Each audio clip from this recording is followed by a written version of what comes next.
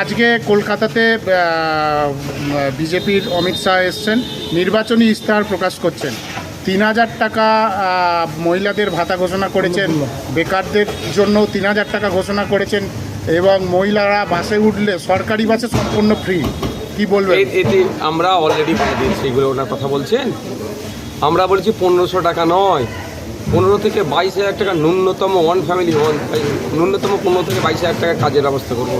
আর আমরা কি বলেছি, ওয়ান ফ্যামিলি ওয়ান জব, পরিবার পিছু একটা চাকরির ব্যবস্থা করবো।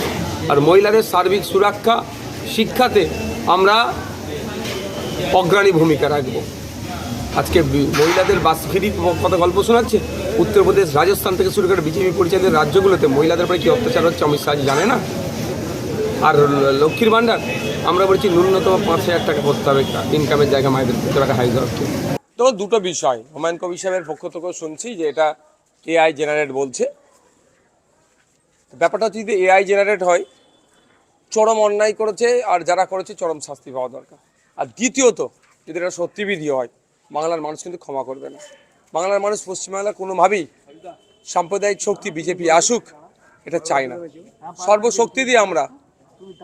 সর্বশক্তি দিয়ে আমরা এটাকে আটকাতে চাই, বিজেপি কোনো মতে না আসে, এবং তৃণমূলের এই অপশাসন দুর্নীতিকেও আমরা বন্ধ করতে চাই।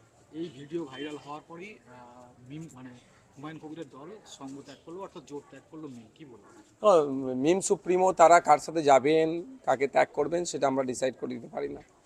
তারা আসবেন, এখানে কন্টেস্ট করবেন কি করবেন না, বাকি সিটগুলোতে কি করবেন তাদের উপর নির্ভর করছে। আমিও দেখলাম তাদের একটা টুইটে যে মিম আর হুমায়ুন কবির সাহেবের দলের সাথে অ্যালায়েন্স করছে না, তারা আলাদাভাবে লড়ছে। এই ভিডিও ভাইরালে হুমায়ুন কবির কি কোণঠাসা হচ্ছে, তৃণমূল কি চেষ্টা করছে? স্বাভাবিকভাবে জনমানুষে ব্যাপক প্রভাব পড়েছে। যারা এতদিন হুমায়ুন কবির সাহেবের এই মাবরি মসজিদ বা এই বিষয়টা নিয়ে ইতিবাচক সমালোচনা করতো, তাই আমরা দেখছিলাম গতকাল থেকে তারা নেতিবাচক সমালোচনা করতে শুরু করেছে। যারা বলছিল সংখ্যালঘু ভোট ভাগ হবে, হুমায়ুন কবির ভাগ করতে পারবে, সেই জায়গায় কি মনে হয়? তখন এটা একটা বড় ধাক্কা। এবার এখন সত্যতা যাচাইয়ের প্রশ্ন থেকে যাচ্ছে। সত্য হলে এটা তো বড় ধাক্কা, আর মিথ্যা হলো যে তাহলে কোনো রাজনীতি একটা শক্তি উঠে আসছে, তাকে মেলায়ন করার চেষ্টা হচ্ছে। সবটাই তদন্ত সাপেক্ষ। তবে এতটুকু বলবো, আমাদের কর্মকাণ্ড কোনোভাবেই না বিজেপি সুযোগ পেয়ে যায় এটা না হয়। ভোট যে হলো না, সেক্ষেত্রে কতটা প্রভাব পড়বে? তার সাথে কার জোট? মিম আর হুমায়ুন কবির। এবং তারা বলতে পারবে জোট নিয়ে তারা কতটা আশাবাদী ছিল। এখন জোট হয়নি, তারা আলাদা আলাদা লড়াই করবে, তাদের কি রেজাল্ট এটা তারা বলতে পারবে। আমরা Indian Secular Front, Left Front আর যে সমস্ত ধর্মনিরপেক্ষ শক্তিগুলো আছে ঐক্যবদ্ধ হয়েছি। 294টা সিট আমরা লড়াই করছি। আমরা জিতে বিধানসভায় যাব এবং সরকার গঠন করব, সেই জন্য আমরা প্রচেষ্টা চালাচ্ছি। এই ভিডিও ভাইরালের ক্ষেত্রে কারা বেশি সুযোগটা নিচ্ছে? তৃণমূল অবশ্যই নেবে এটাকে, তৃণমূল তো নেবে, এখানে অস্বীকার করার কোনো জায়গা নেই। তো না, আমরা 30টা জায়গায় প্রার্থী দিচ্ছি, বাকিটা জায়গায় সমর্থন করছি।